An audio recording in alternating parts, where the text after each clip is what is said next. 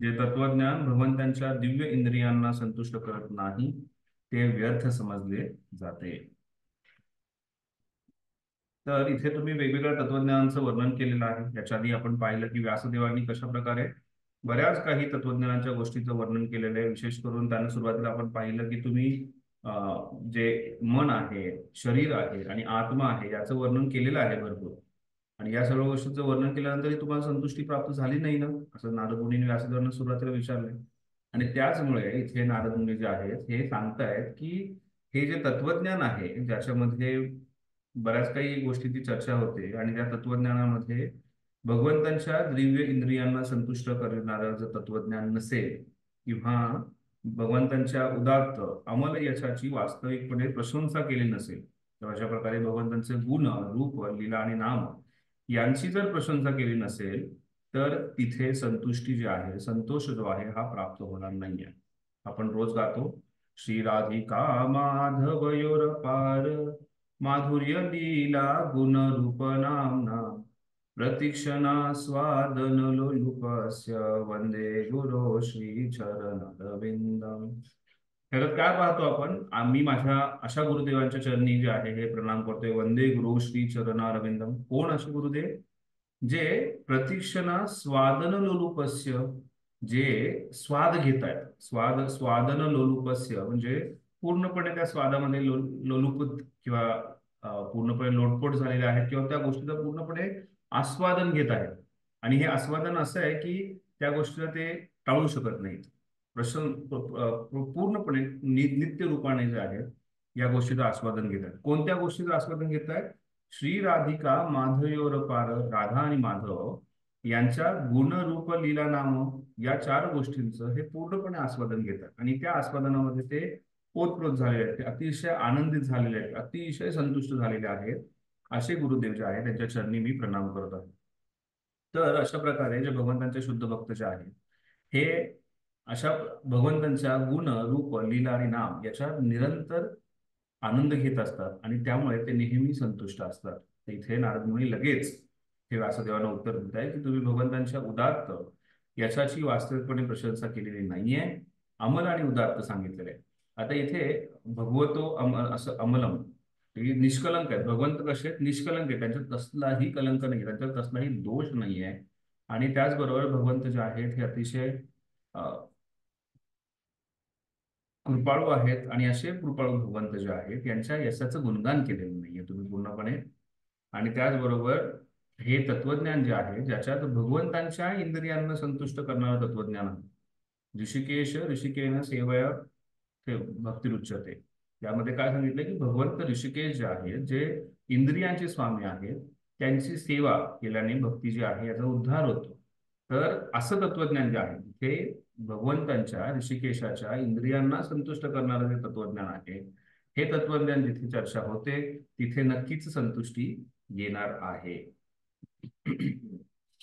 अशा प्रकारे नारद मुनी जे आहेत हे पहिल्याच श्लोकामध्ये सांगतायत की तुम्ही पूर्णपणे भगवंतांची प्रशंसा केलेली नाहीये आणि त्यामुळे ते असंतुष्टीचं कारण असू आहे.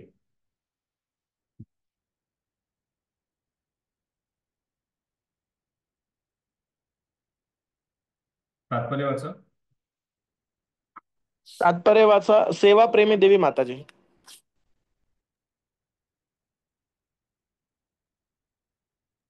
सेवा हरे प्रेमी. कृष्ण तात्पर्य श्रील प्रभुपादांद्वारे परमात्मा भगवंत जीवाचे नित्य स्वामी आणि जीव भगवंताचा नित्य सेवक हाच भगवंत आणि जीवामधील वास्तविक संबंध आहे. भगवंतांनी प्रेममय सेवेचा स्वीकार करण्यासाठीच स्वतःला प्राण्यांमध्ये विस्तारित केले आहे. हे प्रेममय सेवेचे एकच सूत्र भगवंतांना आणि जीवाला संतुष्ट करू शकते. व्यासदेवांसारख्या विद्वानांनी वैदिक शास्त्रांचा विस्तार केला, वेदांत सूत्रांची रचना केली, परंतु अशा एकातही भगवंताचे प्रत्यक्ष रीतीने गुणवर्णन करण्यात आले नाही. शुष्क तात्विक तर्कज्ञान ब्रह्मासारख्या दिव्य विषयांशी संबंधित असूनही भगवंताच्या महिमेशी प्रत्यक्षपणे संबंधित नसल्यामुळे फारसे आकर्षण असत नाही. दिव्य साक्षात्कारातील अंतिम गती भगवत प्राप्ती होय. जसा आनंद त्यांचा परम वैयक्तिक साक्षात्कारी महिम्यातून प्राप्त होतो, तसा आनंद निराकार ब्रह्माची अनुभूती अथवा अंतर्यामी परमात्म्याची अनुभूती प्रदान करू शकत नाही. व्यासदेव स्वतः वेदांत सूत्राचे कर्ते आहेत आणि लेखक असून सुद्धा ते असमाधानी आहेत. स्वतः लेखक व्यासदेव यांनी त्यांचे स्पष्टीकरण केलेले नसताना वेदांताचे अभ्यासक आणि श्रोते कोणत्या प्रकारचा दिव्य आनंद प्राप्त करू शकतील? आणि येथेच मूळ लेखकाने भागवताच्या रूपाने लिहिलेल्या वेदांत सूत्राच्या भाष्याची आवश्यकता निर्माण होते. हरे कृष्ण प्रभूजी. हरे कृष्ण. अशा प्रकारे व्यासदेवाने पूर्णपणे गुणगान केलेलं नाही आहे आणि भगवंतांच्या प्रत्यक्ष रीतीने गुणवर्णन करण्यात आलेलं नाही. शुष्क तात्विक तर्कज्ञान ब्रह्मसारख्या दिव्य विषयांचे संबंधित असूनही भगवंतांच्या महिमेशी पूर्णपणे प्रत्यक्षपणे संबंधित नसल्यामुळे फारसे आकर्षक असत नाही.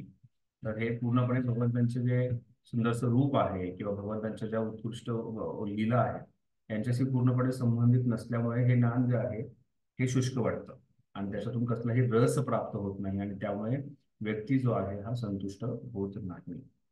तर इथेच भगवंतांनी सांगितल्यानंतर पुढे आपण पाहतो की व्यासदेव जो आहे हा प्रश्न त्यांच्या मनामध्ये आला की नारद मुनी, तुम्ही सांगताय की मी पूर्णपणे गुणगान केलेलं नाहीये, पण मी पद्मपुराण किंवा बाकीचे जे काही पुराण आहेत त्या पुराणामध्ये भगवंतांचं गुणगान केलंय. आणि त्याच्या उत्तरामध्ये नारद मुनी जे आहेत हे ही शंका जी आहे ही व्यासदेवांच्या मनात येईल म्हणून लगेच 9व्या श्लोकामध्ये नारद मुनी या गोष्टीचं उत्तर देते. काय शंका आहे व्यासदेवांची? की मी केलंय ना, मी पद्मपुराणामध्ये वगैरे त्यांची चर्चा केलेली आहे, त्यांच्या गुणांचं वर्णन केलेलं आहे, त्यांच्या लीलांचं काही पण थोडंफार वर्णन केलेलं आहे, तर तरीही मी का असंतुष्ट आहे? आणि म्हणून नारद मुनी सांगतायत श्लोक क्रमांक 9, यथा धर्म आदश्चार्था मुनिवर्यानुकीर्तिता न तथा वासुदेवस्य महिमान अनुवर्तिता. हे मुनिवर्य, तुम्ही धार्मिक अनुष्ठानांसहित 4 तत्वांचे विस्तारपूर्वक वर्णन केले आहे, परंतु परमपुरुषाच्या वासुदेवांच्या महिमेचे वर्णन केलेले नाही. हे मुनिवर्य, तुम्ही धार्मिक अनुष्ठानांसहित 4 तत्वांचे विचारपूर्वक वर्णन केलेले आहे. 4 तत्व कोणते धार्मिक अनुष्ठानांचे? कोणी सांगू शकेल? धर्म अर्थ काम मोक्ष. धर्म अर्थ काम मोक्ष. या 4 तत्वांचं तुम्ही वर्णन केलंय आणि भरपूर वर्णन केलंय, पण तेवढं वर्णन जे आहे हे तुम्ही भगवंतांचं नाही केलं आणि त्यामुळे ती जी गोष्ट आहे ही अपूर्ण राहिली, परंतु परम वासुदेवांचे महिमेचे वर्णन केलेले नाही. तरी व्यासदेवांना वाटत असेल की मी कुठेतरी वर्णन केले, पण त्यांनी जे आहे अतिशय थोडक्यात ते वर्णन केलेलं आहे. जेवढं वर्णन त्यांनी धर्म अर्थ काम मोक्षाचं केलंय तेवढं वर्णन जे आहे त्यांनी भगवंतांचं किंवा भगवंतांच्या भक्तीचं वर्णन केलेलं नाहीये आणि त्यामुळे ते अपूर्णच ठरत आहे.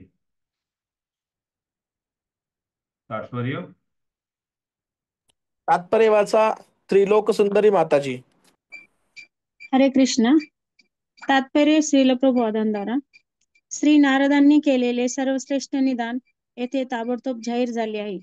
व्यासदेवांच्या निराशेचे कारण म्हणजे त्यांच्याकडून पुराणादी संस्करणातून भगवंतांच्या यशाच्या वर्णनाची स्पष्टतः उपेक्षा केली गेली होती.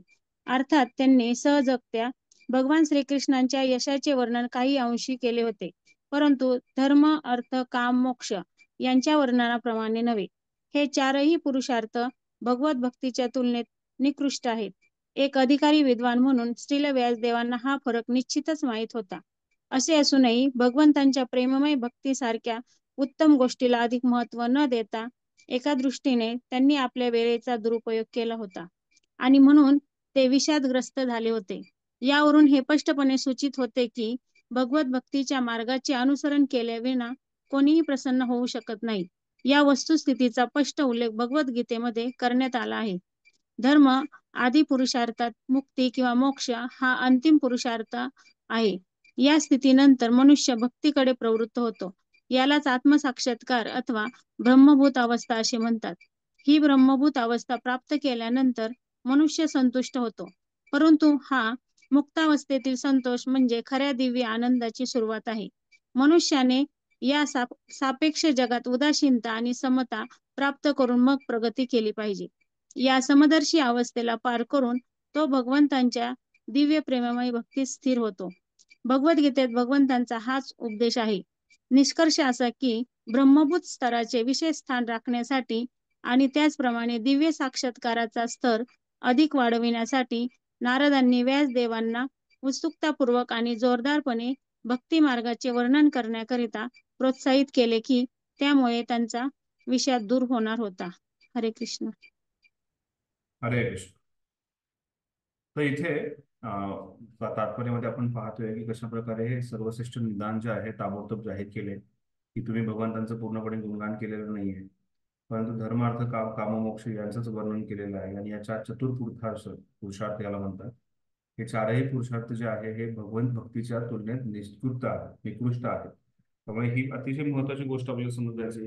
बऱ्याच वेळा वैदिक वाङ्मयांमध्ये या गोष्टीचं वर्णन येतं की आपण धर्म, अर्थ, काम आणि मोक्ष या चतुर्पुरुषांवरती भार देणं गरजेचं आहे. मनुष्य जन्मामध्ये या गोष्टी महत्वाच्या आहेत. पण या गोष्टींच्याही पलीकडे सर्वश्रेष्ठ, ज्याला पंचम पुरुषार्थ असं म्हटलं जातं, ती म्हणजे भगवत भक्ती. आणि भगवत भक्तीच्या समोर बाकीचे चतुर्पुरुषार्थ जे आहेत हे अतिशय निकृष्ट आहेत. त्यामुळे या गोष्टी आपल्याला व्यवस्थितपणे समजणं गरजेचं आहे. तिथून पुढे प्रभुपादजी जे आहे ही जो व्यक्ती धर्म,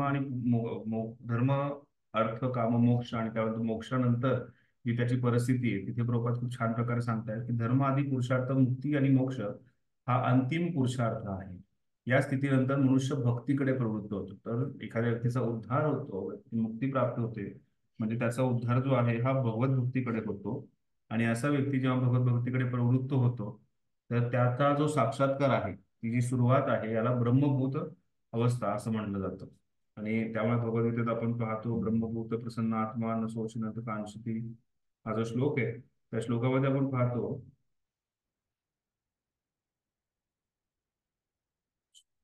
श्लोक क्रमांक 18व्या अध्यायातला हा 54वा श्लोक आहे, ज्याच्यामध्ये आपण पाहतो की भगवंत ह्या श्लोकाबद्दल वर्णन करतायत. ब्रह्मभूत प्रसन्न आत्मा न शोचित न कांक्षती सम सर्वेषु भूतेषु मद्भक्ती लभते पराम.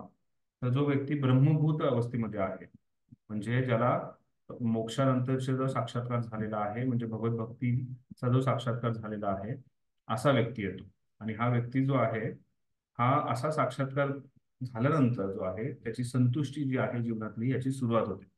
आणि त्यांचं काय सांगितलं भगवद्गीतेत, ब्रह्मभूत प्रसन्न. तो व्यक्ती जो आहे, जो ब्रह्मभूत आहे, हा प्रसन्न आत्मा होऊन जातो. त्याच्या जीवनामध्ये फक्त प्रसन्नता येते. न सोचती न कांक्षती, तो कसल्याही प्रकारची चिंता करत नाही, ना कसल्याही प्रकारची इच्छा करत नाही, कसल्याही प्रकारचं तो दुःख व्यक्त करत नाही. आणि त्याचबरोबर सम सर्वेषु भूतेषु, सर्व जीवात्मांच्या प्रती तो जो आहे अतिशय समान दृष्टीने पाहतो. मदभक्ती लभते पराम, आणि त्याला माझी जी भक्तिमय सेवा आहे, जी भक्ती आहे, ती प्राप्त होते असं भगवंत सांगतात. आणि त्याचंच विश्लेषण जे आहे प्रभुपादांनी इथे पुढे तात्पर्यात केलेलं आहे की ब्रह्मभूत स्थिती जी आहे ही महत्वाची आहे. त्या स्थितीपर्यंत त्या व्यक्तीने पोहोचावं. आणि ती स्थिती जी आहे प्रभुपाद एक महत्वाची गोष्ट सांगतात, अवस्था प्राप्त केल्यानंतर मनुष्य संतुष्ट होतो. परंतु हा मुक्ती अवस्थेतील संतोष म्हणजे खऱ्या दिव्य आनंदाची सुरुवात आहे. तर ही जी ब्रह्मभूत स्थिती जी आहे ही दिव्य आनंदाची, संतुष्टीची सुरुवात आहे. अशा प्रकारे व्यक्ती जो आहे हा त्याला परमानंद प्राप्त होऊ शकतो. तर तो परमानंद कशा प्रकारे प्राप्त होऊ शकतो, जेव्हा तो ब्रह्मभूत स्थितीमध्ये स्वतःला स्थित करतो आणि तिथून पुढे प्रगती पथावरती तो जाऊ शकतो.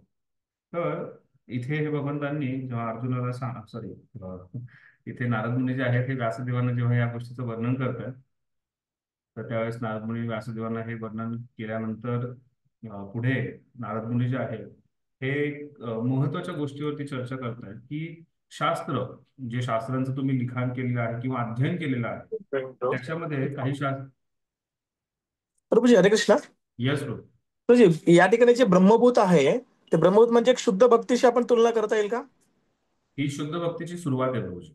शुद्ध भक्तीची सुरुवात म्हणजे तो परब्रह्म जाणायला सुरुवात होते त्याला. भगवंत काय आहे, मी कोण आहे, भगवंताचं माझं नातं काय हे तो जाणतो, म्हणजे हे तो ब्रह्मभूत जाणतो. अवस्था. त्याचबरोबर तो भक्तियोगाचं पालन करायला सुरुवात करतो. आणि ही मोक्षानंतरची, मुक्तीनंतरची स्थिती. ओके प्रभू, थँक्यू. तर त्यानंतर इथून पुढे भगवंत जे आहे, नारद मुनी जे आहेत हे व्यासदेवांना शास्त्र काय आहेत आणि त्याचं वर्णन करताना कशा प्रकारे 2 प्रकारचे शास्त्र असतात. एक तर आहे भौतिक शास्त्र, ज्याच्यातून व्यक्ती जो आहे हा मग हं. भगवंतांचे जे गुणगान आहे त्याच्यापासून ते परावृत्त करणारे किंवा त्याच्यापासून दूर असतात. आणि दुसरे जे आहे ते आध्यात्मिक शास्त्र किंवा दिव्य शास्त्र जे आहे, अशा दिव्य शास्त्रांच्या पुढच्या 2 श्लोकांमध्ये भौतिक शास्त्र आणि दिव्य शास्त्र या 2 शास्त्रांचे या पुढच्या 2 श्लोकांमध्ये वर्णन करण्यात आलेलं आहे. आपण पाहूया श्लोक क्रमांक 10. प्रभुजी हरे कृष्णा. हरे कृष्ण. प्रभुजी विषादग्रस्त म्हणजे काय? म्हणजे आवाज आवाज कट होतो तुमचा. हा? आवाज कट होतो. विषादग्रस्त. काय विषाद विषाद काय? हा, विषादग्रस्त म्हणजे काय? अच्छा, विषादग्रस्त म्हणजे कुठल्याही प्रकारचे दोष आपण समजू शकतो. विषाद म्हणजे त्याच्या त्या व्यक्तीमध्ये जे विष आहे त्याचे विषासारखे जे दोष आहेत त्या हा. विषयासारख्या दोषांनी तो पूर्णपणे ग्रस्त आहे असं. अच्छा, हरे धन्यवाद. श्लोक क्रमांक 10. म्हणजे तुम्ही 2 शास्त्र कुठले तरी सांगितले होते आता म्हणजे कुठले ते लिहायचं नाही का? 2 शास्त्र. भौतिक शास्त्र जे भगवंतांपासून भगवंतांच्या गुणगानापासून परावृत्त करतात, आणि दुसरे आहेत हे दिव्य शास्त्र जे भगवंतांच्या नेहमी गुणगानाबद्दल चर्चा होते. या ओके. 2 शास्त्रांबद्दल चर्चा करतात. श्लोक क्रमांक 10 मध्ये भौतिक शास्त्राबद्दल चर्चा केलेली आहे.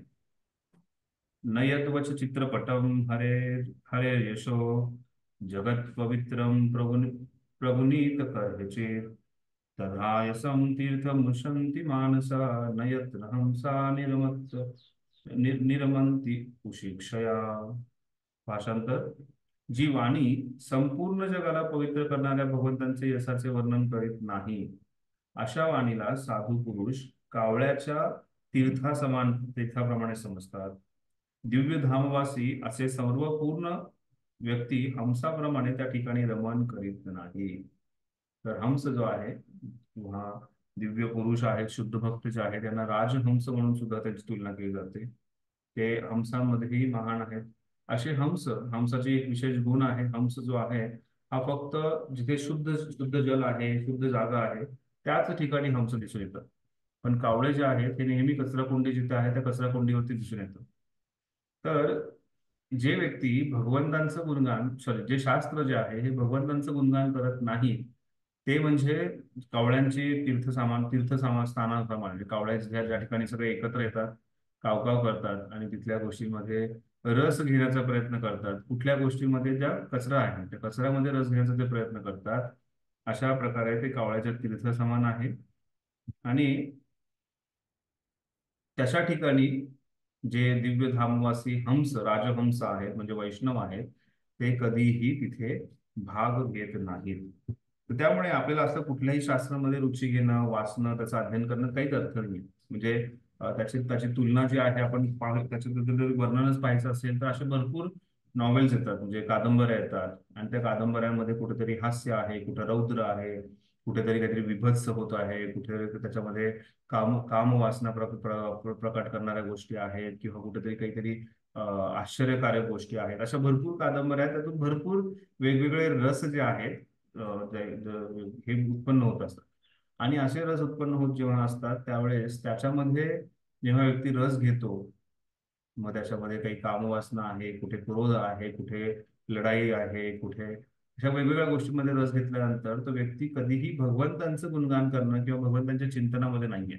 आणि त्यामुळे अशा कुठल्याही गोष्टींमध्ये रुची घेणं हा केवळ कावळ्यांच्या तीर्थस्थानाप्रमाणे आहे, जिथे कावळे जे आहेत ते कचऱ्यावरती जमा होतात आणि अशा तीर्थस्थानावरती राहतात. आणि जे भगवंतांचे दिव्य धामवासी आहेत ते हंसाप्रमाणे. हंस जो आहे हा फक्त शुद्ध ठिकाणी असतो, आणि हंस जो आहे हा सारग्राही आहे.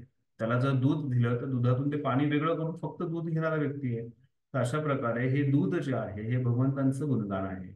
आणि अशा प्रकारे भक्त जे आहे ते भगवंतांच्या गुणगानामध्येच फक्त रुची घेत असतात.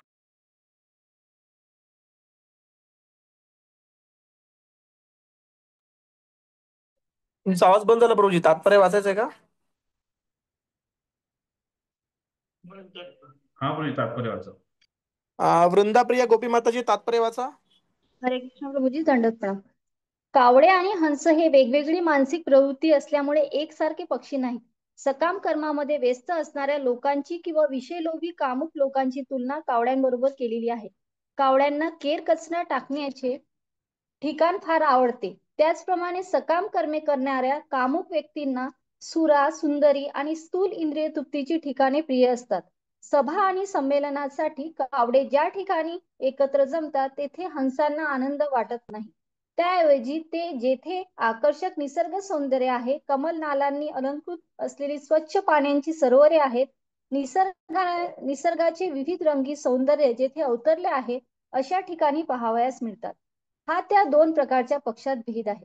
निसर्गाने भिन्न भिन्न योनीतील प्राण्यांना भिन्न भिन्न मानसिक स्वभाव दिलेला असल्याने त्यांना एकाच पातळीवर आणणे शक्य नसते. त्याचप्रमाणे भिन्न भिन्न मनोवृत्तीच्या भिन्न भिन्न प्रकारच्या लोकांसाठी भिन्न भिन्न प्रकारचे साहित्य पाहावयास मिळते. कावड्यांप्रमाणे मनोवृत्ती असणाऱ्या लोकांना आकृष्ट करणारे जे बाजारी साहित्य असते ते कामुक विषयांच्या टाकाऊ केर कचऱ्याने भरपूर असते. स्थूल देह आणि सूक्ष्म मन यांच्या संदर्भात असलेल्या अशा विषयांना सामान्यतः प्रजल्प किंवा गाम्य कथा असे संबोधले जाते. असे वाङ्मय लौकिक उपमा रूपके योजून अलंकारिक भाषेत प्रस्तुत केलेले असते. असे असूनही त्यात भगवंताचे यश वर्णन केलेले नसते. असे गद्य पद्य मग ते कोणत्याही विषयावरचे असो ते प्रेताला अलंकृत करणारेच समजण्यात येते. आध्यात्मिक दृष्टीने उन्नत असलेले लोक ज्याची तुलना हंसांबरोबर केलेली आहे अशा मृत साहित्यात रुची ठेवीत नाहीत. कारण आध्यात्मिक दृष्ट्या मृत झालेल्या लोकांकरिताच ते आनंद मिळवण्याचे साधन असते.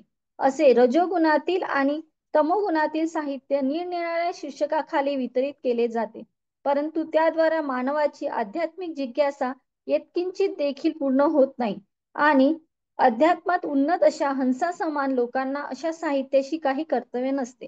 अशा लोकांना मानस असेही म्हटले जाते, कारण ते आध्यात्मिक स्तरावर भगवंताच्या दिव्य शुद्ध भक्तीचे आदर्श टिकून ठेवतात. त्यामुळे स्थूल शारीरिक इंद्रिय सुखोन्मुख काम्य कर्मे तसेच भौतिक अहंकारी मनाचे सूक्ष्म तर्क यांना प्रतिबंध होतो.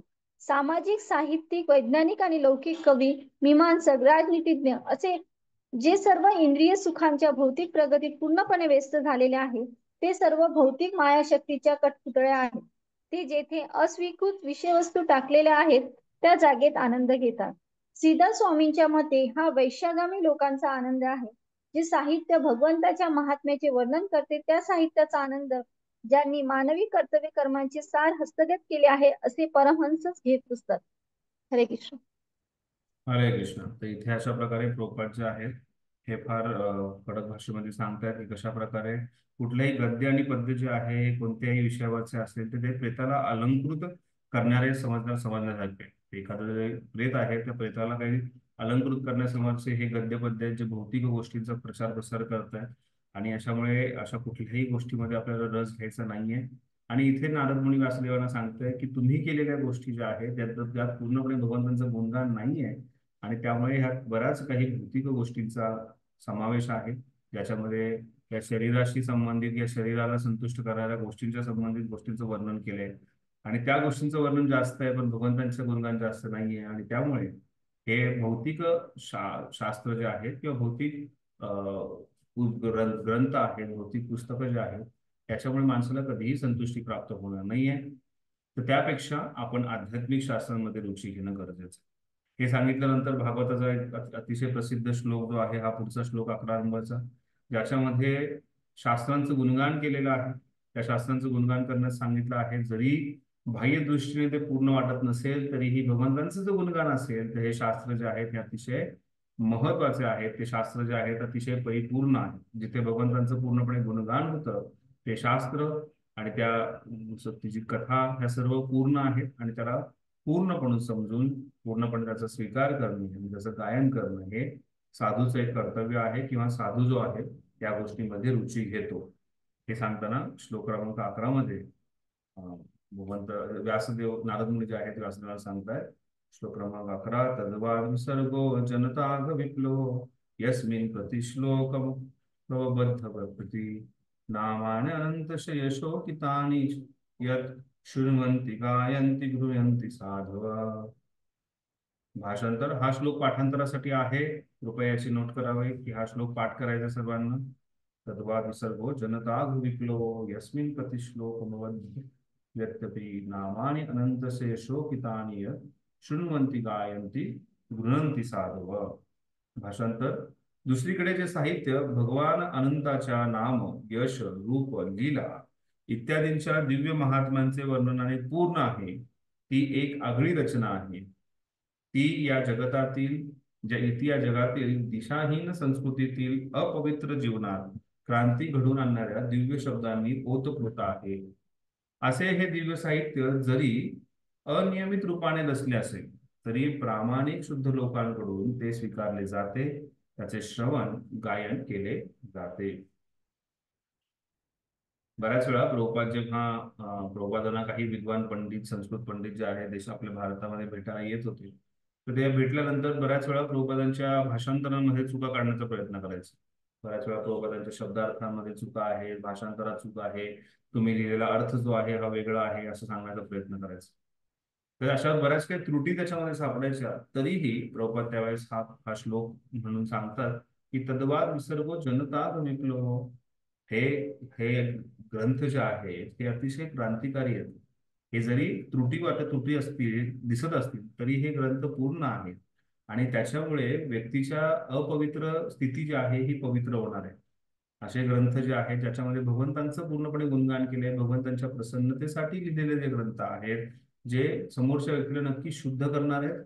आणि असे शुद्ध झालेले व्यक्ती जे आहेत हे ग्रंथांचं श्रवण, कीर्तन, गायन हे नक्कीच करणार आहेत. आणि हे कोणते ग्रंथ आहेत ज्या ग्रंथामध्ये भगवंतांचं नाम, रूप, गुण आणि यश आणि लीला यांचं वर्णन करण्यात आलेलं आहे. तर आपण प्रभुपादांच्या ग्रंथामध्ये जरी त्रुटी वाटत असेल कोणाला पांडित्यानुसार, तरीही या ग्रंथांनी लाखो जीवांचा उद्धार केलेला आहे, त्यांचं जीवन परिवर्तन केले. आणि हेच उदाहरण सफिशियंट आहे की ज्याच्यामुळे आपण पाहू शकतो की कशा प्रकारे हे ग्रंथ जे आहेत ते अतिशय दिव्य आहेत. बऱ्याच वेळा प्रभुपाद ह्या गोष्टी सांगतात की हे ग्रंथ मी लिहिलेले नाही आहेत, हे ग्रंथ स्वतः भगवंत कृष्णांनी लिहिलेले आहेत. आणि त्यामुळे हा ग्रंथ जो आहे, हे ग्रंथ जे आहेत हे अतिशय दिव्य आहेत. आणि ह्या दिव्य ग्रंथांमधून भगवंतांचं पूर्णपणे गुणगान जे आहे हे होत आहे. त्यात कसल्याही प्रकारची एक आगळी रचना आहे.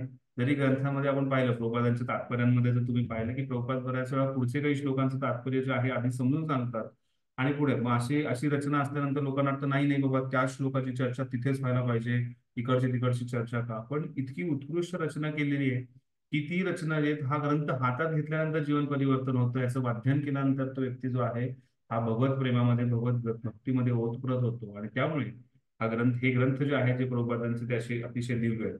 आणि असे सर्व ग्रंथ जिथे भगवंतांचं गुणगान जे आहे हे पूर्णपणे झालेलं आहे, ते ग्रंथ जे आहेत हे अतिशय विशेष आहेत.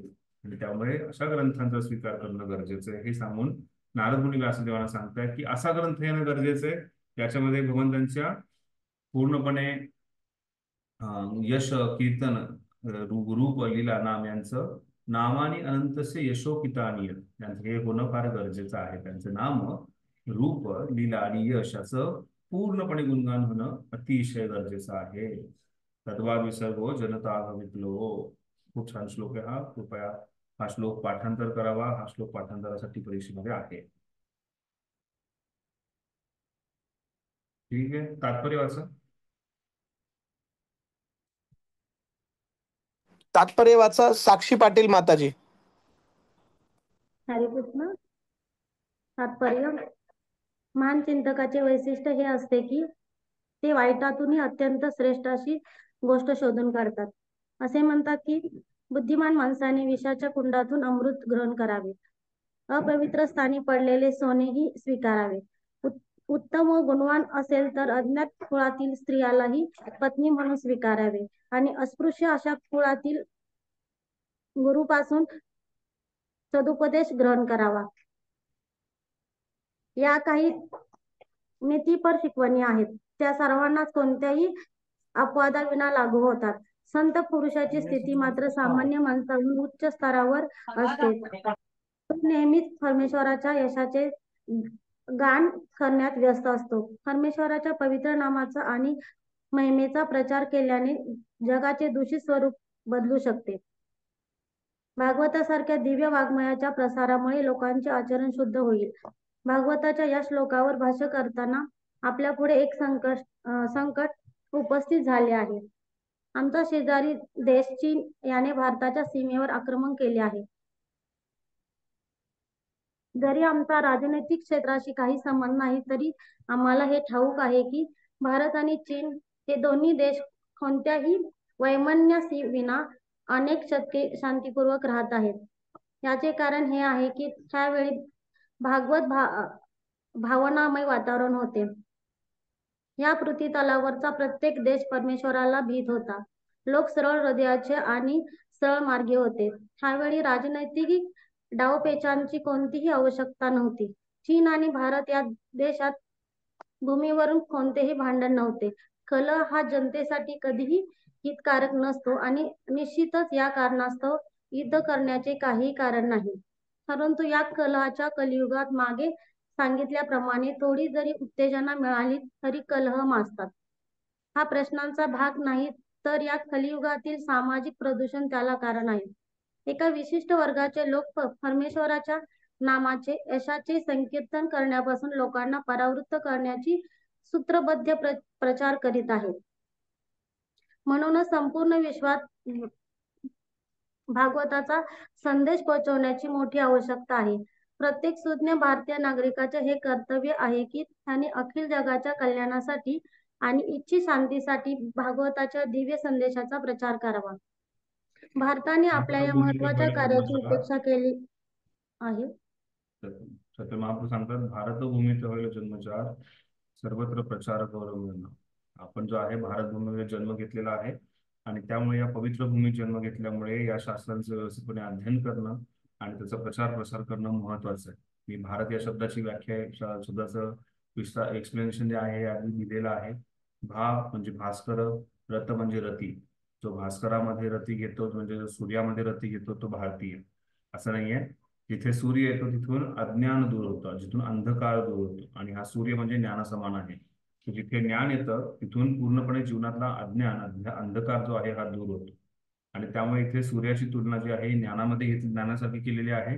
आणि जो ज्ञानामध्ये रती घेतो, जो ज्ञानामध्ये आनंद घेतो तो म्हणजे भारतवासी. त्यामुळे जर स्वतःला भारतवासी म्हणायचं असेल तर त्याने आध्यात्मिक शास्त्रामध्ये, ग्रंथांमध्ये जास्तीत जास्त रती घेणं, रुची घेणं गरजेचं आहे. आणि त्यामुळे आपण ह्या भारतभूमीत जन्म घेतलाय याची रुची घेणं गरजेचं आहे. आणि त्यानंतर हे जे शास्त्र आहे या शास्त्रांचा सर्व जगभरामध्ये प्रचार प्रसार करणं हेही तेवढंच महत्वाचं आहे जे प्रभुपादांनी केलं. आणि त्यामुळे प्रभुपाद जे आहेत त्यांनी उत्कृष्ट प्रकारे अशा प्रकारे या शास्त्रांचं, दिव्य शास्त्रांचा प्रचार प्रसार केलेला आहे. आणि ही एका शुद्ध भक्ताचं लक्षण आहे ज्याच्याद्वारे तो या संदेश जो आहे हा या दूषित प्रदूषित वातावरणात प्रसार करून सर्व वातावरण जे आहे हे कृष्ण भावनाभावित करू शकतो आणि सर्वच ठिकाणी जे आहे त्या शुद्ध करू शकतो. आणि जरी बाह्य दृष्टीने त्याच्या बोलीमध्ये, त्याच्या शास्त्र, त्या व्यक्तीच्या शुद्ध भक्ताच्या बोलीमध्ये, शास्त्र लिखाणामध्ये किंवा कशातही त्रुटी दिसू शकतात, पण त्या त्रुटी नगण्य आहेत. आणि इनफॅक्ट त्या त्रुटी नाही आहेत. त्यांना जे आहे हे शुद्ध भक्त जे आहेत हे, किंवा त्यांनी जे भगवंतांचे जे शास्त्र आहेत ज्याच्यात पूर्णपणे भगवंतांचं गुणगान होत आहे ते आपल्याला नक्कीच उद्धार करण्यासाठी योग्य आहेत. पुढे ह्या तात्पर्याच्या पुढच्या पॅरेग्राफमध्ये प्रभुपाद सांगतायत, संपूर्ण जगात अनेक भौतिकवादी कार्यक्रम चालू असल्यामुळे कोणीही व्यक्ती किंवा राष्ट्र थोड्याशा उत्तेजनाने देखील दुसऱ्या व्यक्तीवर किंवा राष्ट्रावर आक्रमण करील यात काही आश्चर्यच नाही. या कलह युगाचा हा नियम आहे. आधीच जगातील सर्व वातावरण अशा तऱ्हेच्या भ्रष्टाचाराने भरलेलं आहे याची सर्वांना जाण आहे. भोगवादी भौतिक विचारांनी ओतप्रोत भरलेले असे कितीतरी साहित्य या जगात भरले आहे. अनेक देशात अश्लील साहित्यांचा शोध करून त्यावर कडक प्रतिबंध घालण्याकरिता अनेक समित्या नियुक्त केल्या गेल्या आहेत. याचा अर्थ हाच की जर सरकार आणि जबाबदार नेते यांना असे साहित्य नको आहे तरी लोक इंद्रिय तृप्त्यर्थ ते हवे असते इतके असूनही ते बाजारात उपलब्ध आहे. सामान्यतः लोक असेच साहित्य वाचू इच्छितात कारण ती एक प्रवृत्ती बनली आहे. परंतु त्यांची मने विकृत आहेत, प्रदूषित आहेत. त्यामुळे ते अशा साहित्यांकडे आकर्षित होतात.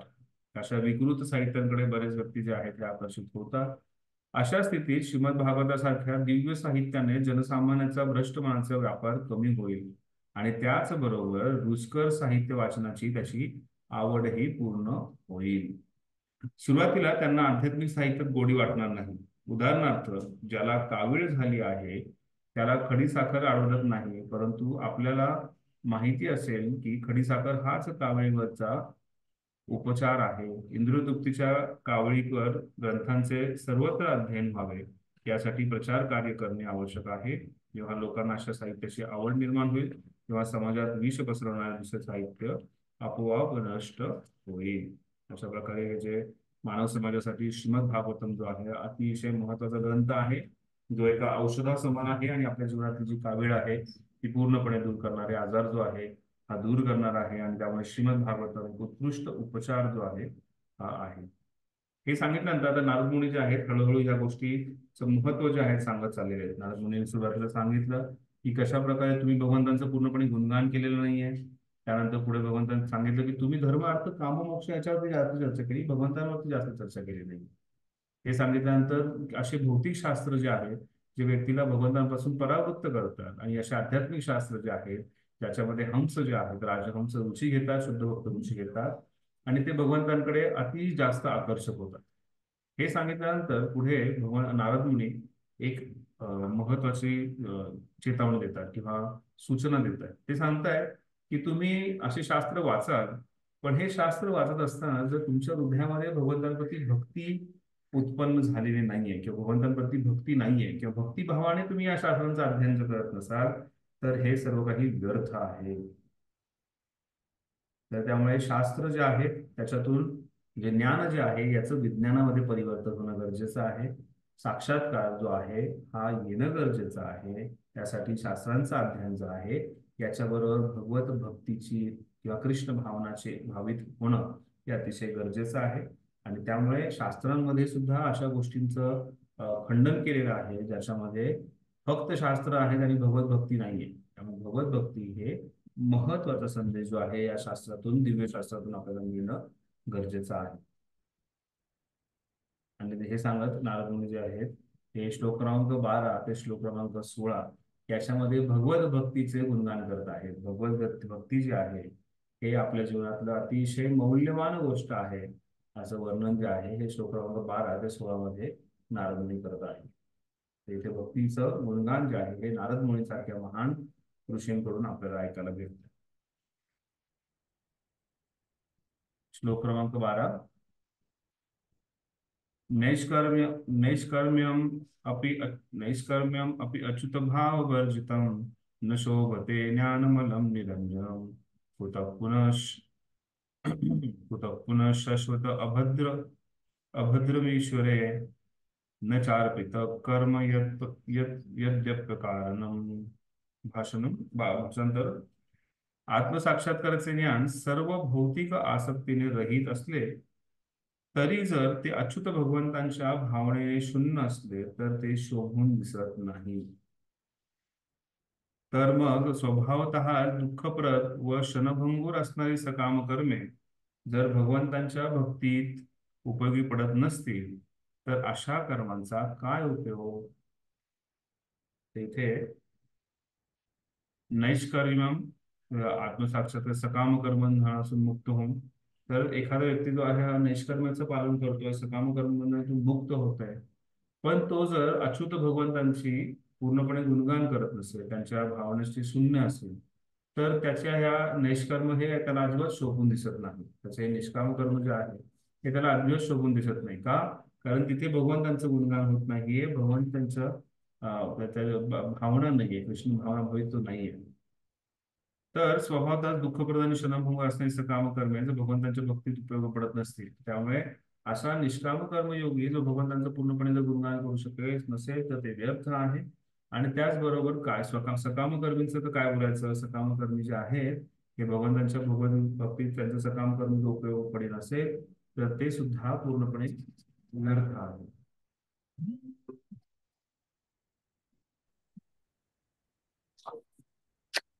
तात्पर्य असंच आहे प्रभूजी. हरे कृष्ण. एक मिनिट. त्यामुळे आपल्याला आत्मसाक्षात्काराच्या ज्ञान त्यामुळे आपल्याला हे समजणं गरजेचं आहे की ज्ञान आणि कर्म हे ज्याच्यामध्ये जर भक्ती नसेल तर ते जे आहे हे व्यर्थ आहे. हे थोडक्यात आपल्याला इथे या श्लोकातून समजतं. तात्पर्य वाचा. तात्पर्य वाचा राधानंद प्रभूजी. पूर्वी सांगितल्याप्रमाणे भगवंतांच्या दिव्य महिमेशी संबंधित नसणारे सामान्य साहित्यच केवळ निरुपयोगी नाही, तर भगवत भक्तिरहित निराकार ब्रह्माविषयी वैदिक साहित्य आणि तार्किक ज्ञान ही निरुपयोगी आहे. जर वरील आधारावर निराकार ब्रह्माचे तार्किक ज्ञान निरुपयोगी ठरवले जाते, तर मग भक्तीचा उद्देश पूर्ण न करणाऱ्या सामान्य सकाम कर्माविषयी काय बोलावे.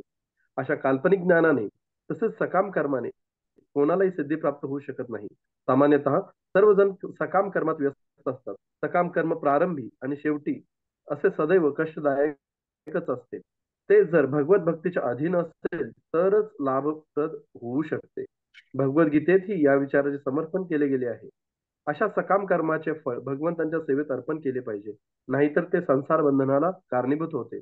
सकाम कर्माचे अधिकृत भोगते भगवंत आहे आणि म्हणून असे कर्म जीवाच्या इंद्रिय तृप्तीसाठी योजले जाते, तेव्हा ते अंती अतिशय कष्टदायक ठरते.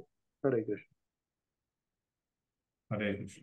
अशा प्रकारे इथे ज्ञान आणि कर्म याच्यामध्ये जर भक्ती नसेल तर ते जे आहे हे अतिशय व्यर्थ आहे. म्हणजे ज्ञान प्राप्त जेव्हा करू हे भगवत भक्तियुक्त, भक्तिशास्त्री, भक्तिवैभव, भक्ती वेदांत, भक्ती सार्वभौम असं ज्ञान असणं गरजेचं आहे. आणि त्याचबरोबर जे कर्म आपण करत आहोत हे निष्कर्म जरी असेल, त्या निष्कर्मामध्ये आपल्याला भगवत भक्ती जी आहे, भगवत भावना जी आहे ही अतिशय महत्वाची आहे. जेव्हा ही भगवत भावना असेल त्यावेळेस तो व्यक्ती जो आहे हा नक्कीच भगवंतांची प्राप्ती करू शकेल आणि तो व्यक्ती जो आहे हा संतोष प्राप्त करू शकेल, संतुष्टी प्राप्त करू शकेल. कोणाला काही प्रश्न आहे श्लोक क्रमांक 12 पर्यंत?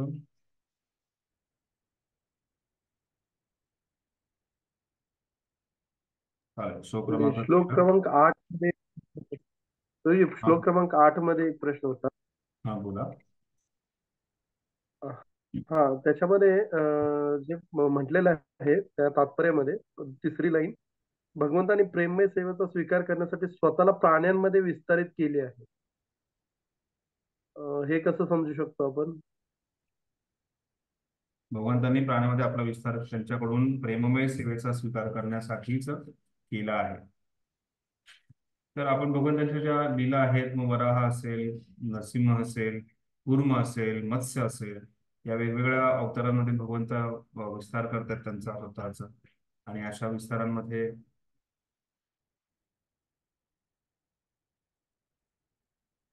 नाही, एकच मिनिट, सॉरी.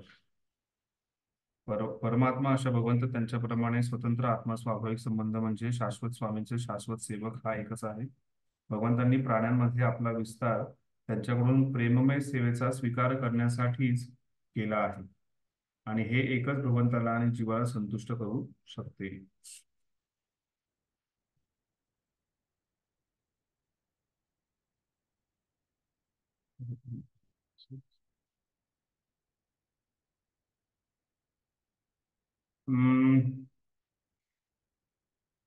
एकच भगवंताला आणि जीवाला संतुष्ट करू शकते. बघायला पाहिजे, एकच मिनिट. इंग्लिश मध्ये काय लिहिले ते एकदा बघू दे मला. हरे कृष्ण प्रभूजी. एक हा बोला. मनुष्य हा पण प्राणीच आहे ना. प्राणी तर म्हणजे आपला विस्तार हा त्याच्यासाठीच केला गेलेला असेल. बरोबर आहे. बऱ्याच वेळा ट्रान्सलेशन मध्ये काहीतरी प्रभूजी ते परमात्मा शब्द वापरलाय, तर त्यामुळे असं असू शकेल ना, ईश्वर सर्व भूतानां हृदयेषु अर्जुन तिष्ठति, नाही का? भगवंत सर्वस्य चाहम हृदि सन्निविष्टो.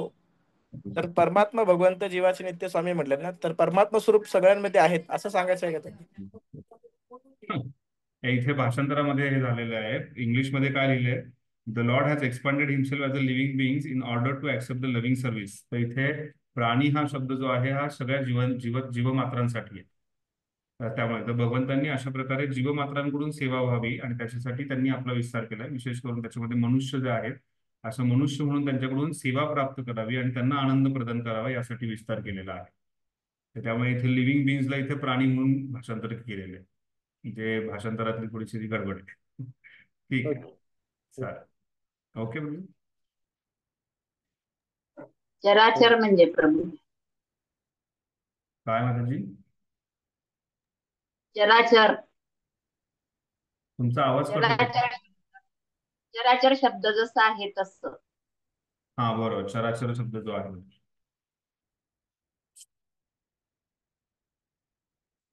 ठीक आहे, आपण पुढे जाऊया. श्लोक अजून कोणाला काय विचारायचं आहे?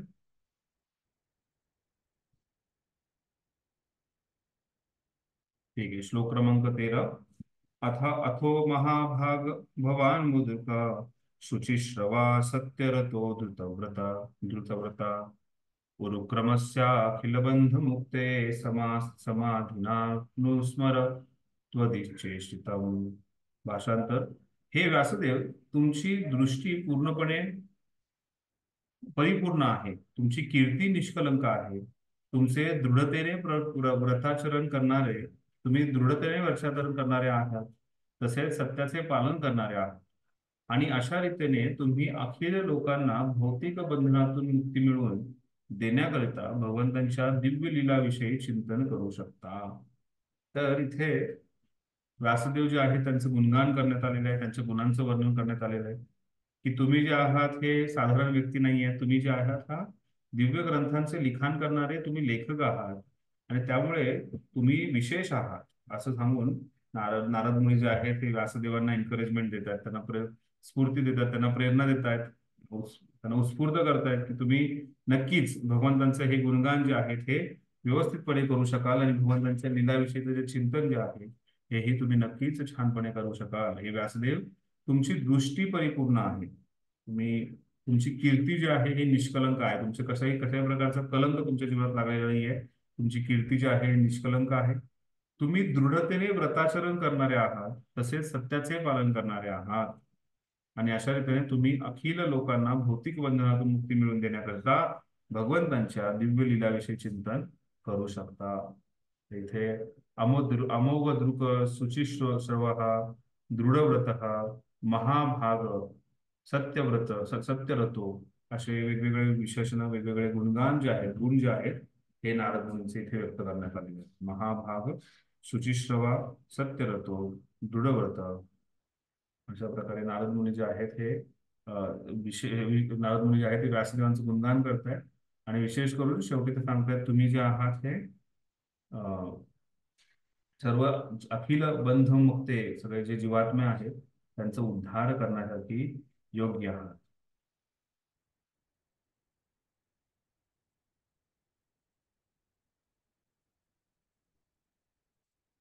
अशा प्रकारे नारद मुनी जे आहेत ते व्यासदेवांना पूर्णपणे स्फूर्ती देत आहेत, आणि त्यापुढे नारद मुनी जे आहेत हे व्यासदेवांना सांगतायत की भगवंतांच्या जे काही तुम्ही लिखाण केलेलं आहे, जे काही व्यक्त केलेलं आहे, त्याच्यामधून जर भगवंत जर दूर गेले तर ते त्याच्यामध्ये कसल्याही प्रकारचं सार राहत नाही, त्याच्यामध्ये कसल्याही प्रकारचं सबस्टन्स राहत नाही, असं भगवंत नारद मुनी जे आहेत पुढे सांगतात श्लोक क्रमांक 14 मध्ये. श्लोक क्रमांक 13च तात्पर्य वाचा. सेवाप्रेमी माताजी तात्पर्य वाचा. सेवाप्रेमी माताजी.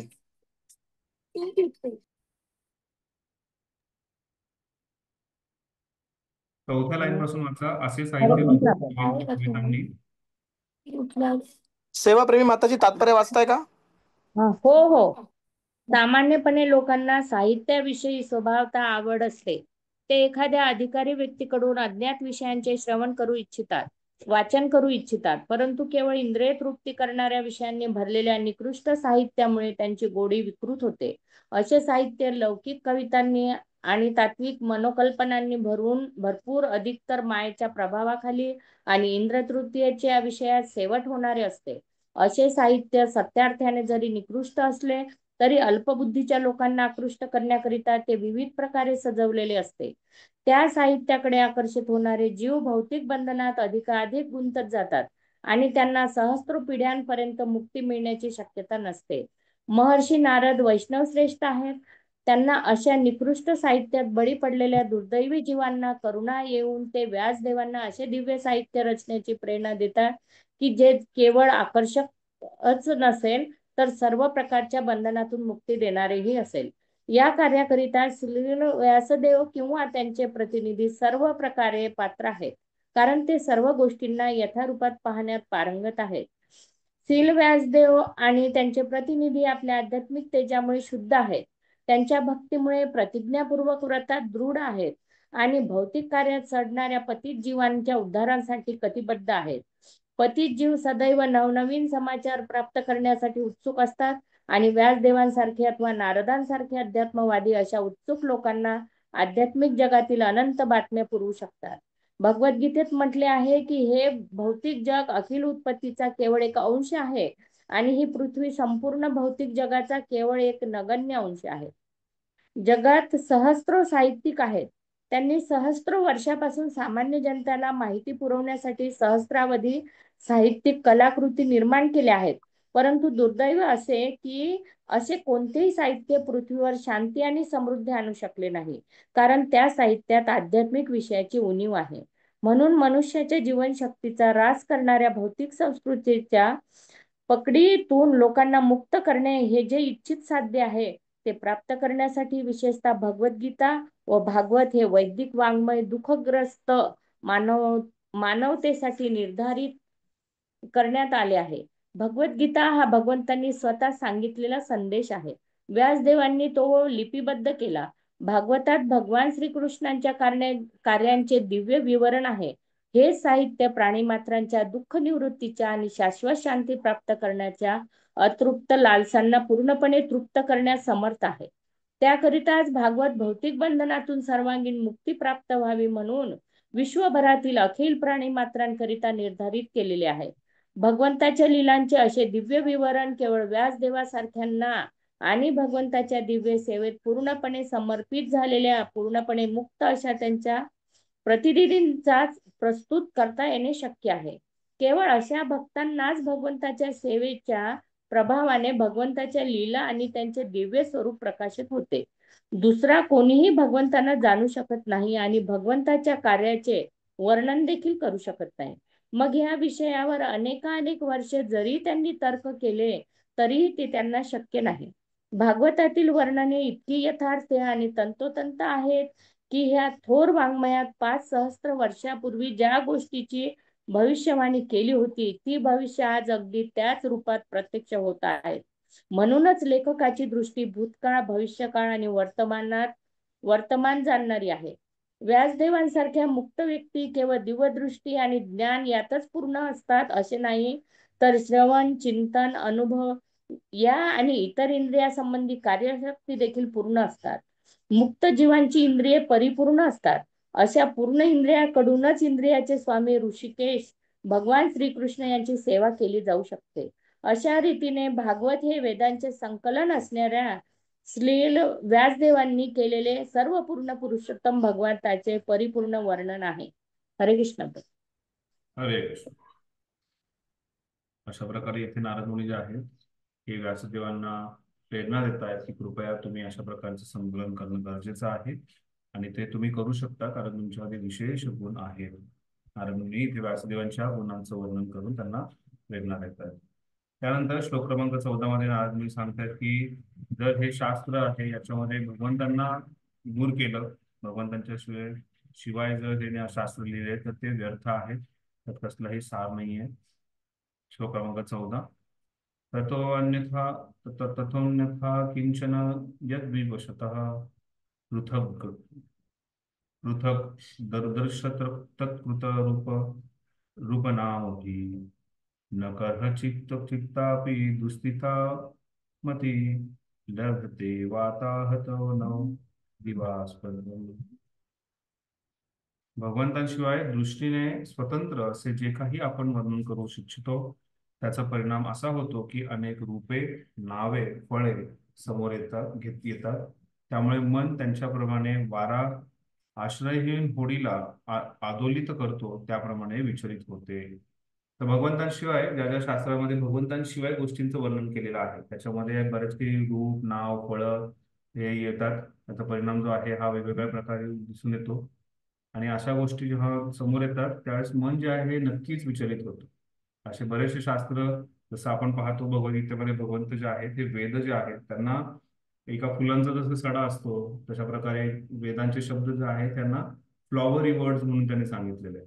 म्हणजे ते एका फुलांसमान सुंदरशा फुलांसमोर आकर्षक करणारे आहेत. आणि अशा वेदांच्या बऱ्याचशा काही आकर्षक गोष्टींमध्ये व्यक्ती जेव्हा स्वतः लावतो, कर्मकांडात तो लागतो, त्याच्यातून त्याला काहीतरी फळ प्राप्त होतं आणि त्यातून तो आनंद प्राप्त करतो, तो पुन्हा काहीतरी कर्मकांड करतो आणि अशा कर्मकांडामध्ये तो फक्त इंद्रिय भोगाची आणि फळ प्राप्तीची इच्छा ठेवतो. आणि अशा गोष्टी कुठे वेदांमध्ये दिसून येतात. त्यामुळे अशा शास्त्रांचं वर्णन तर तुम्ही भरपूर केलंय, नारदमुनी व्यासदेवाला सांगतात.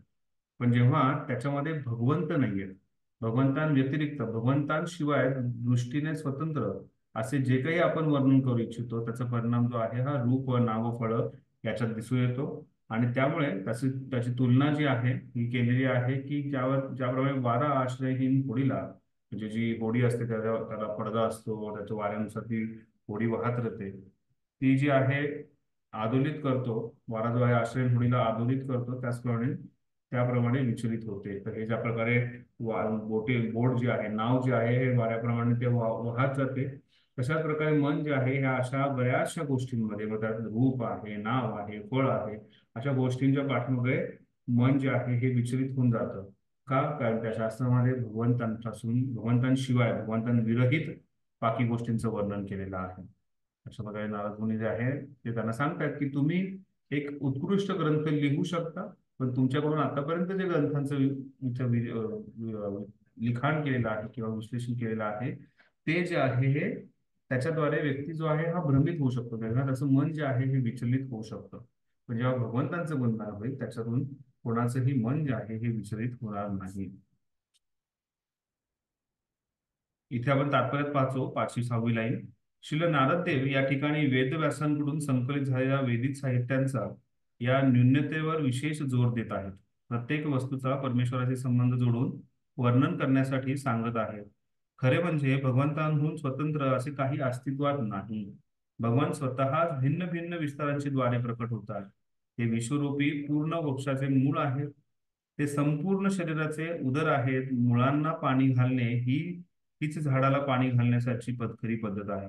त्याचप्रमाणे पूर्ण शरीराला भक्ती देण्यासाठी मनुष्य आपले उदर भरतो. म्हणूनच शक्ती देण्यासाठी शरीराला शक्ती देण्यासाठी मनुष्य आपलं उदर भरतो. म्हणूनच श्रील व्यासदेवांनी श्रीमद भागवतन पुराण व्यतिरिक्त अन्य कोणत्याही पुराणाचा संग्रह करायला नको होता, कारण त्यांच्यापासून थोडे सुद्धा विचलित झाल्यास आत्मसाक्षात्काराच्या मार्गात गोंधळ निर्माण होऊ शकतो. तर आपल्याला समजत आहे की श्रीमद भागवतम या श्लोकातून एक महत्वाची गोष्ट समजते की श्रीमद भागवतम ज्याला अमल पुराण म्हणते, त्याला कसलाही मल नाहीये. ते स्वतः अमल पुराण असल्यानंतर ह्या हृदयातला जो मल आहे तो दूर करणार आहे. त्याचबरोबर तो या मनाला सुद्धा, जे अतिशय विचलित आहे अशा मनाला सुद्धा नियंत्रणात ठेवणार आहे. कारण याच्यामध्ये फक्त आणि फक्त भगवंत आणि भगवंतांच्या गुणरूप नाम कीर्ती यांची यश जे आहे याचं यशगान होत आहे. आणि त्यामुळे हा ग्रंथ जो आहे हा व्यक्तीला कुठल्याही पूजा, लाभ, प्रतिष्ठा, फळ, नाव या कुठल्याही गोष्टीच्या पाठीमागे लावणार नाहीये आणि त्याचं मनही विचलित होणार नाहीये. त्यामुळे हा ग्रंथ जो आहे हा आपल्याला पूर्णपणे मन जे आहे हे भगवंतांच्या चरणी एकाग्र करण्यासाठी मदत करणार आहे. त्यामुळे श्रीमद भागवतम या ग्रंथाचं वर्णन जे आहे हे तुम्ही करावं, हे थोडक्यात नारद मुनी इथे व्यासदेवांना सांगत आहे.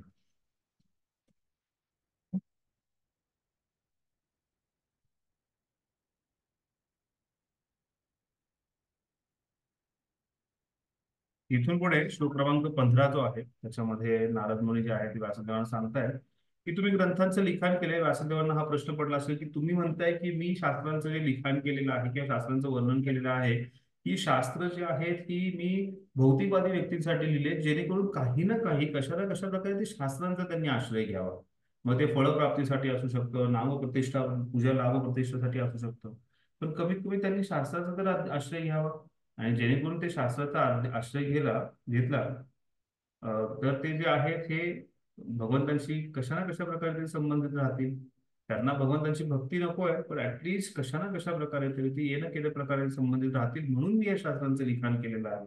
तर तुम्ही असं म्हणताय, व्यासदेवांना हा प्रश्न पडला की तुम्ही म्हणताय की मी जे शास्त्र लिखाण केलेलं आहे हे भौतिक आहे किंवा हे शास्त्र लिखाण जे आहे हे भगवंतांचा कुठेही तिथे संपर्क नाहीये, पण मी हे शास्त्र भौतिकवादी व्यक्तींसाठी लिहिलंय ज्यांना भक्ती नको आहे, पण त्यांना भौतिक आनंद हवा आहे आणि तो भौतिक आनंद त्यांना शास्त्राच्या आधारावरती हवा आहे. आणि त्यामुळे मी हे करुणेपोटी, त्यांच्या गरजेपोटी जे आहे हे ग्रंथ लिहिलेले आहे असं नारद मुनी सांगतायत. आणि म्हणून नारद मुनींना नारद मुनी जे आहेत हे व्यासदेव सांगतात, आणि त्यामुळे नारद मुनी जे आहेत ते व्यासदेवांना इथे पुन्हा एनकरेज करतायत, त्यांना पुन्हा सांगताय की हो तुम्ही जे केलंय ते ठीक आहे, बरोबर आहे, तुम्ही त्या लोकांना मदत करताय जेणेकरून त्यांच्या चेतनेमध्ये वृद्धी व्हावी.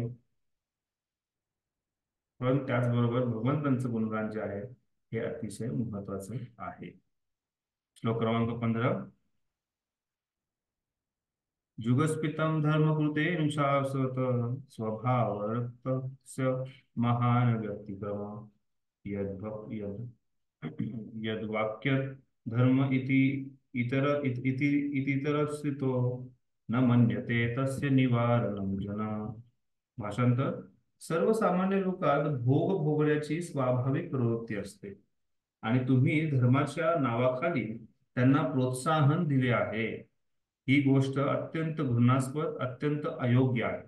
नारद मुनी इथे व्यासदेवांना थोडस ओरडत आहेत की तुम्ही जे आहे की तुम्ही म्हणाल की मी हे त्यांना भौतिक आनंद प्रदान करण्यासाठी लिहिले आहे, पण हे घृणास्पद आहे, हे चुकीचं आहे, अतिशय अयोग्य आहे.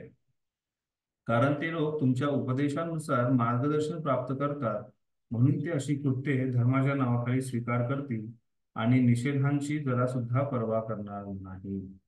तर हे निषेधार्थ आहे, हे अयोग्य आहे. पण दुर्भाग्य असं आहे की हे तुम्ही शास्त्र लिहिले, व्यासदेवांनी लिहिलेलं शास्त्र आहे, आणि त्यामुळे व्यासदेव जे आहेत हे महर्षी आहेत, आणि अशा महर्षी व्यासदेवांनी लिहिलेलं जे शास्त्र आहे हे धर्माच्या नावाखाली ते स्वीकार करणार हे धार्मिकच आहे, आणि त्यामुळे धर्माच्या नावाखाली स्वीकार करतायत, आणि त्यामुळे त्यांना या शास्त्रांचं खंडन, त्याचा निषेध जो आहे त्याला ते जुमानणारच नाहीये, आणि याच्यामुळे त्या व्यक्तीचा जो आहे ती अधोगतीलाच जाणार आहे ती व्यक्ती. तर त्यामुळे नारद मुनी जे आहे ते व्यासदेवाला सांगतायत की तुम्ही जे केलंय हे अयोग्य आहे, हे घृणास्पद आहे. तुम्ही जे आहे हे फक्त व्यक्तीला काहीतरी भौतिक आनंद प्रदान करण्यासाठी, भोग इच्छा पूर्ण करण्यासाठी हे शास्त्र जे आहे ते दिलेले आहे. त्यामुळे त्याचं मी खंडन करतोय. नारद मुनी या शास्त्राचं खंडन करतायत, आणि हे सांगितल्यानंतर नारद मुनी जे आहेत हे सांगतायत की त्यामुळेच ही विनंती आहे, हे गरजेचं आहे की परम भगवंत जे आहे त्यांचं गुणगान होणं, त्यांचं वर्णन होणं हे अतिशय गरजेचं आहे. श्लोक क्रमांक 15चं तात्पर्याचं दुसऱ्या पॅरेग्राफाचं भगवत धामात. त्रिलोक सुंदरी माताजी वाचा. त्रिलोक सुंदरी माताजी. हरी बोल. तात्पर्य: भगवत धामात भगवंतांकडे परतणे हे वेदांचे प्रयोजन आहे. 84 लक्ष योनींच्या जन्मांतराच्या चक्रात फेरे घालणे म्हणजे पतित अशा बद्ध जीवांना तुरुंगवासाचे जीवनच आहे. मनुष्य जीवन या बंदिवासातील जीवनातून सुटका करून घेण्यासाठी एक संधी आहे. अर्थात ईश्वराबरोबरचे तुटलेले नाते पुनर्स्थापित करणे हाच मनुष्य जीवनाचा एकमेव उद्देश आहे. असे असताना धार्मिक कार्यांच्या नावाखाली इंद्रियभोग करण्याच्या योजनांना कोणी कधीही उत्तेजन देता कामा नये. मनुष्याच्या शक्तीचा अशा प्रकारचा अपव्यय परिणामी संस्कृतीला चुकीचे वळण देतो. महाभारत इत्यादीतील वैदिक विवरणाच्या संबंधात श्रील वेद व्यास प्रमाणभूत आहेत, आणि इंद्रिय भोगांना त्याद्वारा त्यांनी दिलेले उत्तेजन हे आध्यात्मिक उन्नतीत मोठा अडथळा आणणारे आहे. कारण साधारणपणे लोक भौतिक कर्मे सोडून द्यायला तयार नसतात व अशी कर्मे त्यांना भौतिक बंधनात टाकतात. मानवी संस्कृतीच्या एका अवस्थेत धर्माच्या नावाखाली यज्ञाच्या निमित्ताने पशुबळी देणे इत्यादी अशी कर्मे अनाठायी प्रचारात होती. त्यावेळी भगवंतांनी बुद्धांच्या रूपाने अवतार घेतला आणि धर्माच्या नावाखाली होणारी पशुहत्या थांबविण्याकरिता वेदांचा अधिकार झुगारून दिला. महर्षी नारदांनी ही गोष्ट आधीच समजली होती आणि म्हणून त्यांनी अशा साहित्याची उपेक्षा केली होती. आज सुद्धा मांसभक्षी लोक धर्माच्या नावाखाली एखाद्या देवासमोर अथवा देवीसमोर पशुबळी देत असतात. कारण वैदिक साहित्यात असे निर्बंधित यज्ञ काही प्रसंगी मान्य केलेले आहेत. अशी मान्यता देण्याचा हेतू लोकांना मांसभक्षणापासून परावृत्त करणे हा आहे. परंतु अशा धर्मकृत्यांमागील हेतूचा विसर पडतो आणि मग कत्तलखाने पुढे येतात, जे वास्तविक वैदिक शास्त्रांचा निर्णय स्पष्ट करून सांगण्याच्या अधिकारावर आहेत. त्यांचे ऐकण्यास भौतिकवादी मूर्ख लोक तयार नसतात, त्यामुळे या गोष्टी घडतात. प्रचुर कर्मांचा साठा, संपत्तीचा संग्रह, प्रजेची वाढ या गोष्टींनी जीवनाची पूर्णता कधीच प्राप्त होणे शक्य नाही. हे निर्विवादपणे वेदांमध्ये सांगितले आहे. अशी पूर्णता त्यागानेच मिळवता येणे शक्य आहे. भौतिकवादी लोक अशा निर्णयांकडे लक्ष देत नाहीत. त्यांच्या विचाराप्रमाणे जे शारीरिक दुर्बलतेमुळे आपली उपजीविका करण्यास असमर्थ आहेत किंवा गृहस्थ आश्रमात वैभव मिळवण्यात जे अयशस्वी झाले आहेत, त्यांच्यासाठी संन्यस्त जीवनाची व्यवस्था आहे. अर्थात महाभारतातील तर इथे आपण पाहतो की कशा प्रकारे प्रभुपाद जे आहेत हे या गोष्टीचं वर्णन करतायत, सांगतायत की कशा प्रकारे भगवंतांशिवाय कुठलाही ग्रंथ असेल त्यात काही अर्थ नाहीये, ते जे आहे अतिशय अयोग्य आहे. आणि त्यामुळे इथे नारद मुनींनी जे आहे व्यासदेवांना ठणकावून सांगितलंय की तुम्ही जे आहे या कार्यामुळे असे बरेच व्यक्ती आहेत त्यांना तुम्ही प्रेरणा देताय की त्यांनी धर्माच्या नावाखाली कुठल्याही गोष्टीचा स्वीकार करावा ज्याच्यातून फक्त त्यांना भौतिक लाभ आहे, भोग इच्छा प्राप्त होईल. आणि त्यामुळे अशा प्रकारचं त्यासाठी प्रभुपाद खूप उत्कृष्ट उदाहरण देत आहेत. देवी देवतांना जो आहे हा नरबळी किंवा काही पशुबळी जो आहे देण्यात येतो.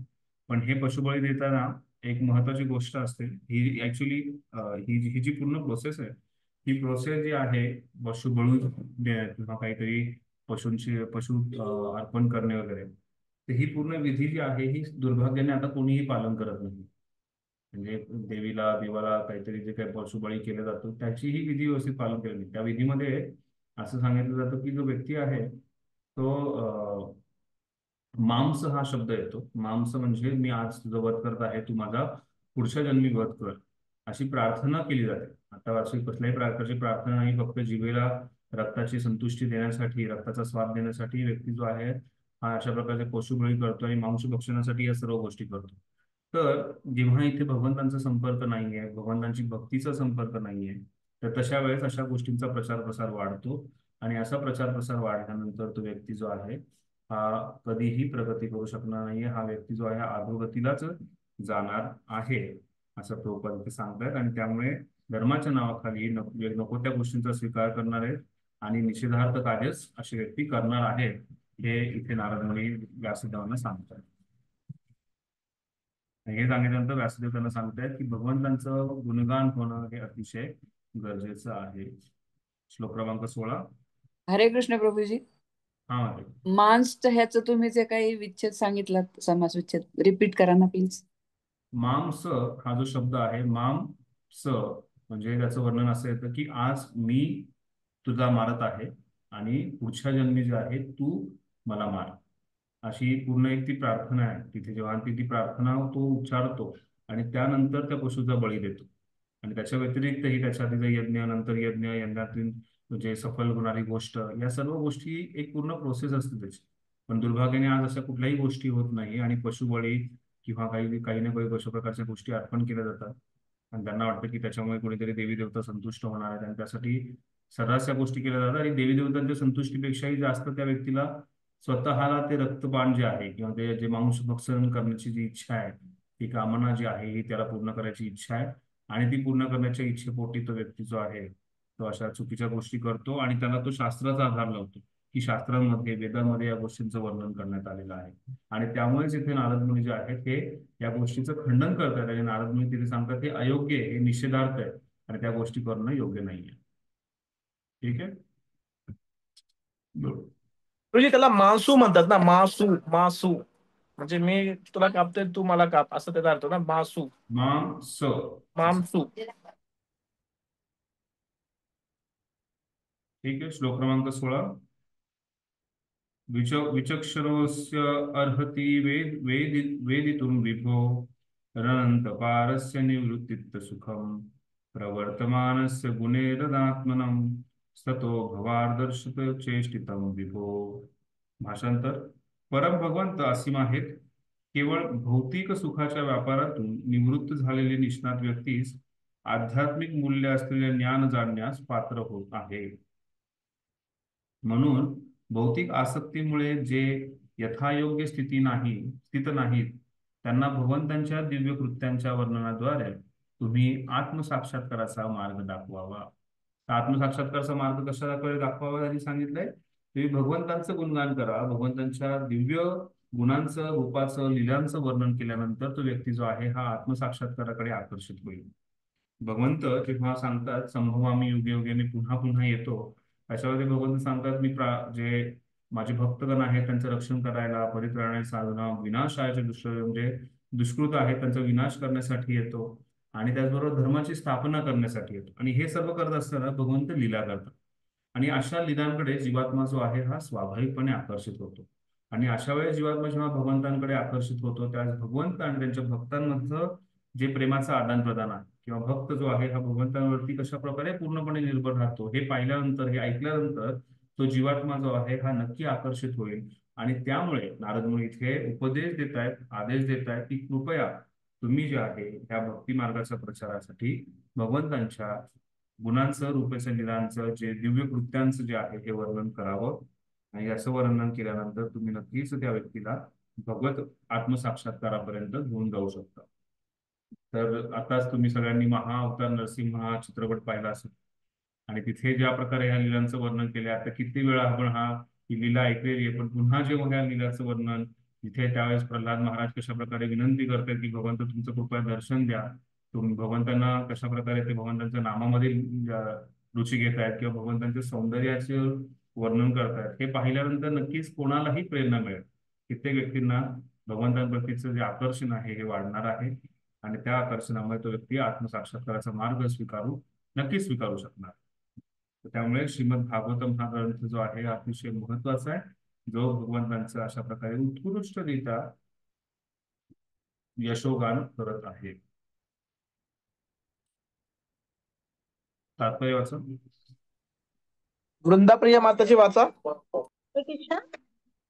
अध्यात्म ज्ञान आणि विशेषतः भगवंताच्या दिव्य स्वरूपाबद्दलचा भाग हा एक कठीण विषय आहे. भौतिक व्यापारात अतिशय गुंतून राहणाऱ्या लोकांच्या आकलनाचा तो विषय नव्हे. जे भौतिक व्यापारातून जवळजवळ निवृत्त झाले आहेत आणि आध्यात्मिक ज्ञानांच्या संस्कृतीत निष्णात आहेत, अशांना या महान शास्त्राच्या अभ्यासाचे दरवाजे खुले करता येतील. शेकडो व सहस्रो माणसात एखादाच दिव्य साक्षात्कार करून घेण्याच्या पात्रतेचा असतो, असे भगवद्गीतेत स्पष्टपणे म्हटले आहे. तसेच अशा साक्षात्कार झालेल्या सहस्रो माणसात कोणी विरळेच आध्यात्मिक शास्त्र आणि भगवत ज्ञान समजू शकतात. म्हणून नारदांनी श्री व्यासदेवांना ईश्वरांच्या दिव्य लीलांचे वर्णन करून ईश्वरीय शास्त्रांचे सरळ वर्णन करण्याचा सल्ला दिला आहे.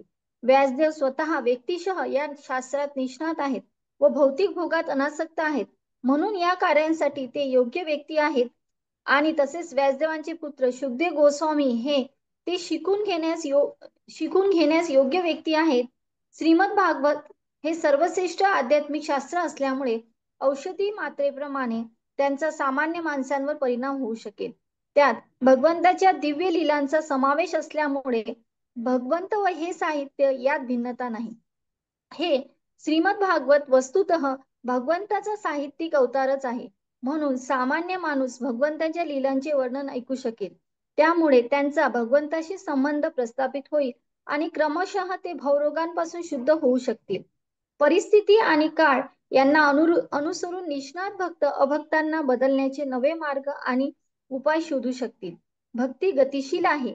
भौतिकवादी लोकसंख्येच्या मंद मेंदूत आणि ती घालवण्याचे परिणामक कारक साधन निष्णात भक्तांना शोधता येईल. भगवंताच्या सेवेसाठी केलेले अशा प्रकारचे भक्तांचे दिव्य कार्य भौतिकवादी लोकांच्या मूर्ख समाजात जीवनविषयक नवी सुस्थिती आणू शकेल. भगवान श्री चैतन्य महाप्रभू व त्याच्या पश्चात त्यांचे अनुयायी यांनी या बाबतीत निष्णात कौशल्य दाखविले.